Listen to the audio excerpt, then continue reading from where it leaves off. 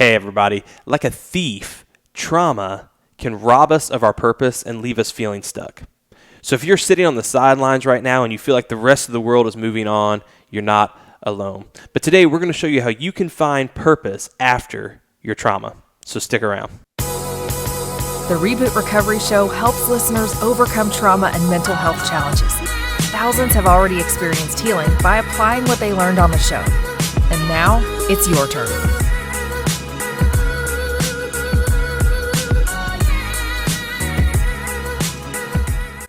Welcome to the REBOOT Recovery Show, where we are overcoming trauma together so we can embrace a brighter future. I'm so thankful that you've joined us. I know there's thousands of podcasts you could have chose to be listening to, so the fact that you're here with us is extremely humbling, and I'm extremely grateful for that, so thank you.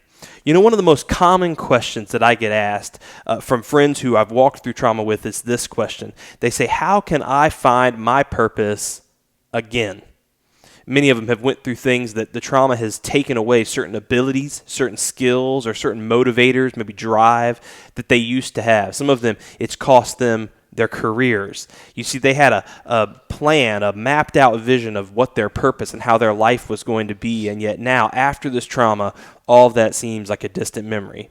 And they're left a little bit feeling untethered, wondering, how am I going to find purpose now after trauma? How do you fill the quench? How do you quench the need for purpose when you're in the deserts following trauma? Today we're going to be talking about that, and I'm going to share with you some truth that I think might be difficult for some of us to hear, but I think you'll find it really encouraging. And together we're going to uncover some ways that you can find purpose no matter what you've experienced. So I'm really excited to get into that today. But first, let's get into truly what is the heartbeat of our show. It's a time when we take questions from our listeners to be able to hopefully provide some encouragement and maybe help come alongside and problem solve a little bit. We don't have all the answers. We're all in this together, and so we're working through that. But if you have something you'd like us to cover or discuss on the show, it's pretty simple. You can go to Facebook or Twitter and find us at Reboot Recovery, or you can email us at show@rebootrecovery.com.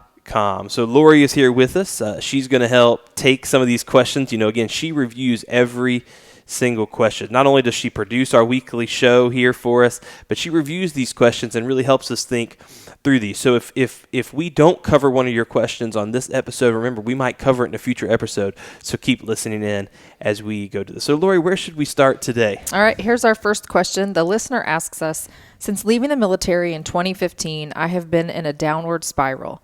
I've cut myself off from pretty much everyone. I just started listening to this show in hopes that maybe I'd find some help.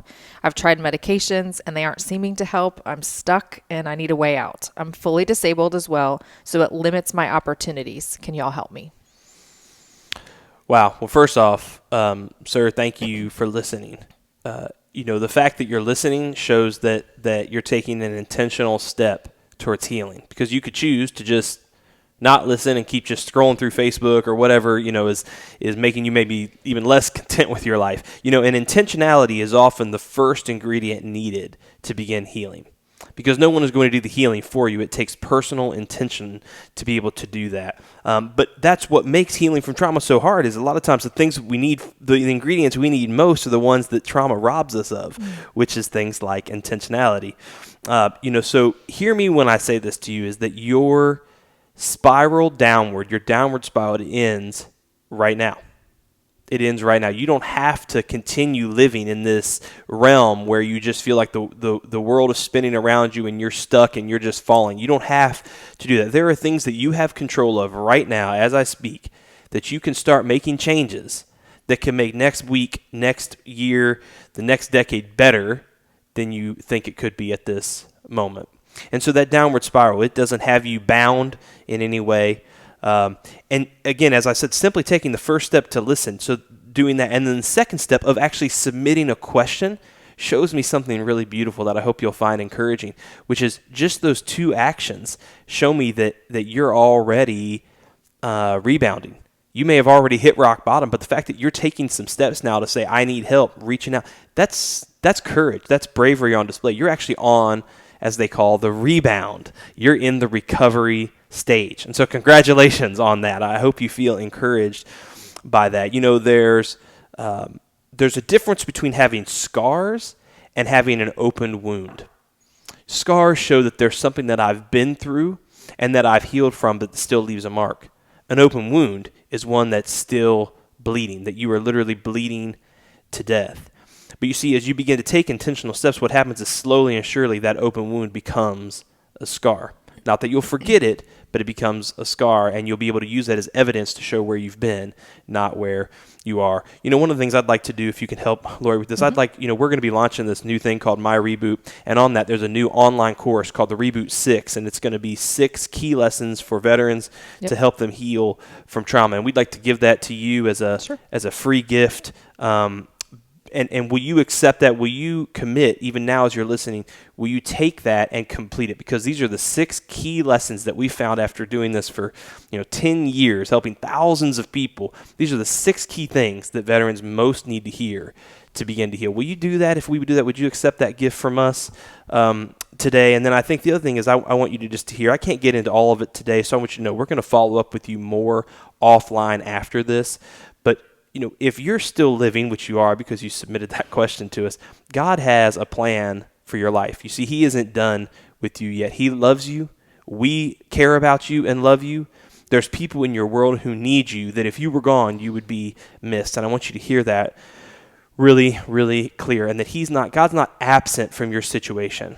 Right? He's not totally hands-off saying, good luck, man, I hope you get through this. He's in it with you. He's grieving in the loss that you've sustained, and he is pointing you towards ways out. That's a promise that we find in 1 Corinthians, that when we are tempted, when there's difficult times, that he'll give us a way out. And so cling to that there are some doors right now. While it can seem like there's no doors and you're in a room of just walls, there's some doors there, I promise. Just keep looking for them.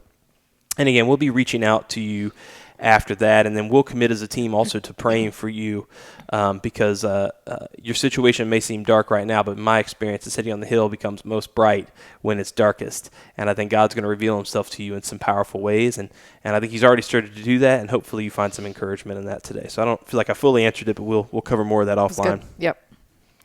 We'll make sure he gets what he needs. Yeah, so do we even have time for more questions? Okay, we can do a short one real quick. Okay. So let's see here. Here's one she says, I got out of an abusive relationship about 8 months ago. Even though I know it's over, I feel guilty for some reason. I was more than his wife. I was a caregiver, and I feel like I abandoned him. I live in fear that he will take his life, and although I'm glad to be safe, I still feel guilty. Why do I feel this way? I meet so many spouses and caregivers who are really in many ways, and I say this with grace, who are being held hostage by loved ones who may experience suicidal ideations or self-harm.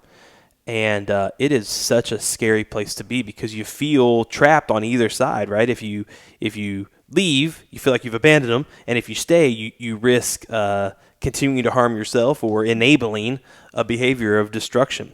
And so first off, just lots of mercy and grace to you in this question. There's not a one-trick answer I could give you, but just to kind of help problem solve a little bit, I think that first you should know you made the right decision for your safety. Safety first is like that thing they teach you in, what's that, like crossing guard or something, like swimming, safety first, but you made the right decision. And false guilt is a scary trap. It's like quicksand. The thing about false guilt, we're actually going to talk about this in an upcoming episode, so I don't want to give away everything yet on this subject because this is a big one. But it's characterized first and foremost by language such as I could have, I should have, if only I would have done these types of things. It tells you that you should have done more than you did and the decision that you made wasn't good enough.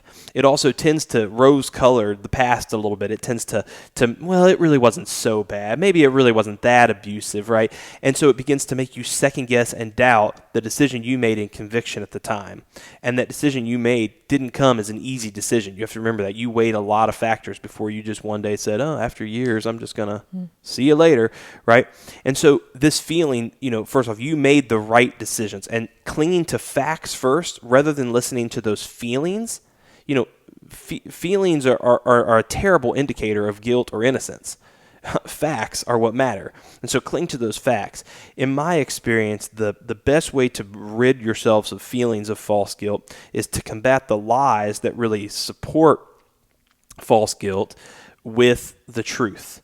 And the only way that I've really learned to do that, and maybe there's better ways, but this is what I've done, is I'll take some little index cards and I'll write out what I call truth statements about the situation. So one might be, in this case, I made the right choice for keeping myself safe from further abuse. I'll take that note card, we'll stick it up on our bathroom mirror at home. Or another one might be, my ex-husband, he made choices. Those were his choices, not mine. I can't be responsible for the choices that he made.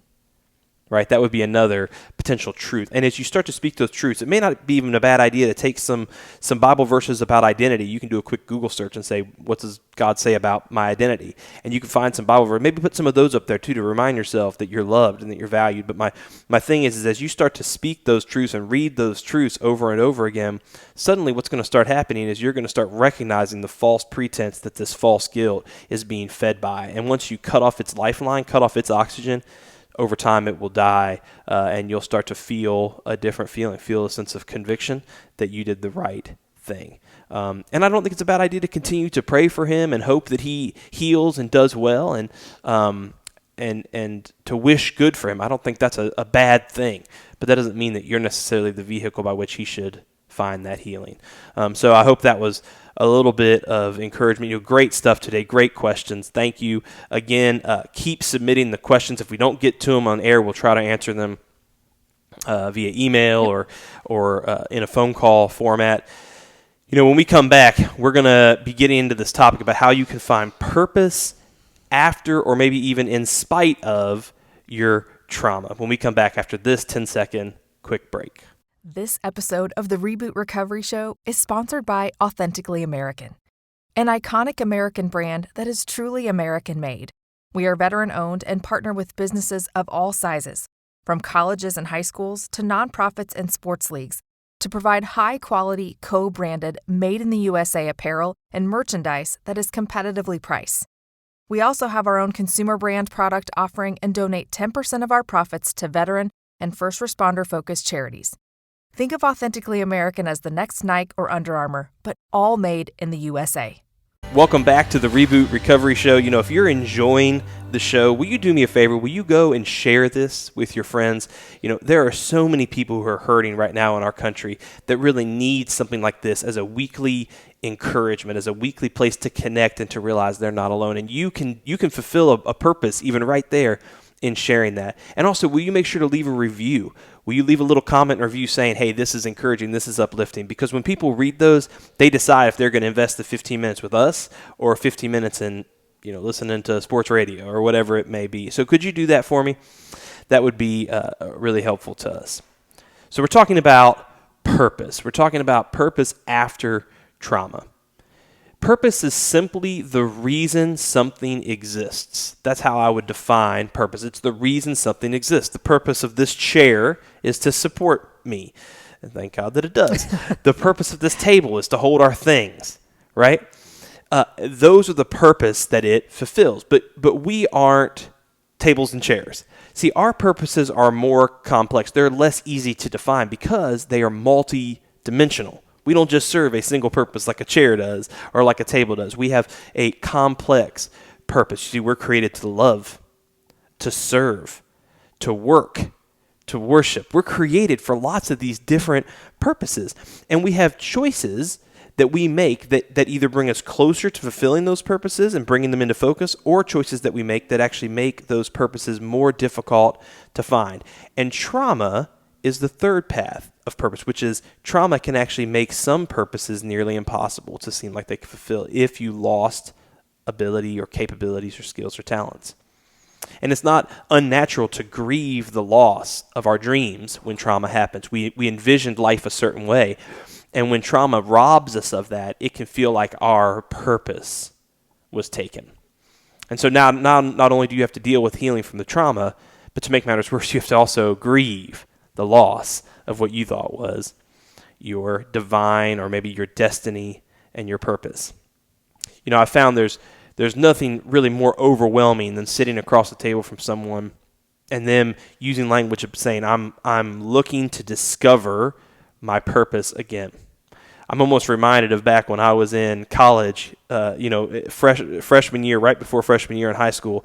They asked us in high school to declare our major. And I remember that feeling of like, so basically you want me to guess now at 18 years old, what do I want to do for the rest of my life? No pressure. Right, no pressure. I want to make this decision today at 18 years of age because I'm so wise at 18, right? And I'm gonna carve my path for the rest of my life. And that's an overwhelming feeling. And that feeling doesn't leave, because when people sit down after a part of their purpose has been robbed and they say, I need to discover a purpose, I mean, my lands, because you're talking about what you're going to do for work. You're talking about your family, your financial goals. There's so many things that you have to factor in. It can feel really overwhelming. But one thing that I hope you find comfort in, how many of us are operating or working in the field of which our degree was actually earned? Most of us aren't. I'm not. Right. And so I think the thing is that purpose is an evolving path. You see, purpose is not something to say, my purpose is X and I'm going to just keep that forever. Some people have that and I'm jealous of them. Right. Awesome. But most of us, purpose is this evolutionary thing that happens. In my experience, purpose is discovered simply when we are submitting ourselves to God. It's what's that thing they say, life is what happens while you're busy making other plans. Mm-hmm. Purpose is found usually when you stop looking for it and you start living your life in a direction. And all of a sudden, purpose comes into your life. It's when we say, God, here I am. I want you to use me however you'd like to. You'll be amazed at the purposes that you begin to find in your life when you stop striving to constantly discover that purpose. The search for purpose begins with surrender. The search for purpose begins with surrender. It begins with you saying that, which is, here I am, use me however you said. Make me a tool, make me a table, make me a chair, make me whatever I am. And there's freedom in giving up that quest for purpose and saying, let me, you give it to me instead of me having to manifest it or create it. But number two is, if it begins with surrender, it continues with faithfulness. Faithfulness is simply being loyal. That's it. It's being loyal. I remember when Jenny and I, my wife, when we first started doing Reboot in our living room, I remember we had a prayer that we said all the time. And it was this. It was, God, help us with our purpose. Help us do something so big that it's destined to fail without you. And that was the prayer. And it actually came from a song that we had heard. And that prayer became really an anthem of our prayer time, that we would constantly pray, God, we want to do something so big that it's destined to fail without you. Because if it's just on our thing, it won't be the biggest purpose. It would be a smaller version of the purpose. Make it bigger. Make it so big that it's destined to fail without you. Maybe that's something you need to start praying. Maybe that's something you need to start thinking about and focusing on. So if the search for purpose begins with surrender and it continues with faithfulness, it ends with fulfillment. It ends with fulfillment. You'll know when you are fulfilling your purpose. The minister who married us is named Phil Kinzer, and he gave a sermon once, and I heard hundreds of sermons from him, amazing teacher. But one time he gave a sermon that I have never forgotten. And he was talking about the subject of purpose. And he compared it to baseball. And he said, when you're playing baseball, he said, there's lots of times you hit the ball and you get on base. But then there's the swings. When you pull that bat down and you connect the bat with the ball, and the minute you hit it, it's like a pitchfork. He said, you just know you hit the sweet spot of the bat. And you don't have to look to see where the ball went, because you know, ping, that ball's off. You hit the sweet spot. And that, in my experience, that's how I know when I'm fulfilling my purpose. It feels like the sweet spot of the bat, And that's a beautiful feeling. So when you're in that third stage of fulfilling, you'll know it. You'll know it. Until then, your role is simply to remain surrendered and remain faithful. Because the sweet spot of the bat has stages. It's not like I fulfilled my purpose and now I can sit back and, rest on Easy Street and take a nap. Although that sounds delightful with my 3 kids right now, a nap would be wonderful. Here's the thing. Depending on where you are in your healing journey, it may feel overwhelming to search for purpose. But you can simply start with surrender and saying, God, I give you this pain. I give you this struggle. Make something beautiful. And then you can just remain faithful and loyal and wait. Purpose is a fascinating thing. I've been thinking a lot about purpose and identity lately, and something dawned on me recently. I started off by saying this chair's purpose is to hold me. This table's purpose is to hold our things. But guess what? This table doesn't get to decide its purpose. The creator of the table chose its purpose. The creator of the chair chose its purpose. Sometimes I feel like we take on so much ownership of discovering our purpose after trauma that sometimes we start to think, I'm a table, I should figure out what a table should do. No, you see, intrinsically, by being created, you're created with purpose, because nothing is created without a purpose. And so what if, this is a question, what if your purpose at this moment is actually already being fulfilled? What if it is to be an example to others on how to be faithful through trauma and suffering? What if that is the purpose? What if right now you are that city on the hill, that shining light that's super visible because somebody else is falling apart, and they're saying, what is it about this person that in the midst of hardship, they seem to struggle the same as I do, but man, they still have some hidden peace and joy that I can't find? What if that's the purpose for this season of life? And what if that purpose is not glorious to you, but it's going to bring someone else healing in a way they wouldn't have found before? What if they would have ended up taking their lives, but because they saw the example that you gave, they didn't? What if that's your purpose? Or what if your purpose is right now just to be in the dugout, stretching and training and taking practice swings, because soon you're going to be up to bat, and all of this is prep. All of this is training for where you're going to get to go. Then would you say this was worth it? What if you don't actually find out that purpose until the other side of heaven? What if you get to heaven and you ask God and say, what was my purpose? And then finally you're able to see the hundreds, the dozens, the thousands of people you impacted when you didn't even know you were impacting them. What if that's your purpose? Then will you said, well, that was worth it. That was enough. You see, purpose is a lot of times something that is happening to us when we're not busy looking for it. It's when we're surrendered, faithful, and when we are continuing to fulfill whatever that purpose is for that season of life that we're in right now. So if you're continuing to search for purpose, rest assured you're not alone. And it can begin with that surrender, continue with being faithful. And I promise, if you do that over time, I guarantee you, your purpose will be found, and then it will be fulfilled. And I would argue that for many of you, you're actually fulfilling it as I speak. Maybe you're just unaware of it. Maybe you need to ask some other people, hey, what way do you see me fulfilling a purpose in my life right now? What am I doing? What impact am I having? And let them speak that into your life. Maybe that's what you need to do. So again, thank you so much for joining us for this episode of the Reboot Recovery Show. Hopefully you found that challenging, but also encouraging. Remember, please submit your question. Lori and I would love to review those. We'll be discussing next week. I'm excited about this topic. We'll be discussing an article by a lady named Urshad Mani that says if we teach our society how not to be offensive, then it's necessary that we also teach our society how not to be offended. And we're going to talk about being offended and what are the risks of being offended. And obviously, we live in a culture where everybody is being taught and being careful not to be too offensive. But are we also being as good at educating one another how not to be offended? So this should be a good topic. So until next time, keep moving forward as we overcome trauma together. Advice from the Reboot Recovery Show is for informational purposes only. It is not a substitute for the specialized training and professional judgment of a healthcare or mental health care professional. Reboot Recovery cannot be held responsible for the use of the information provided. Please always consult a trained mental health professional before making any decision regarding treatment of yourself or others.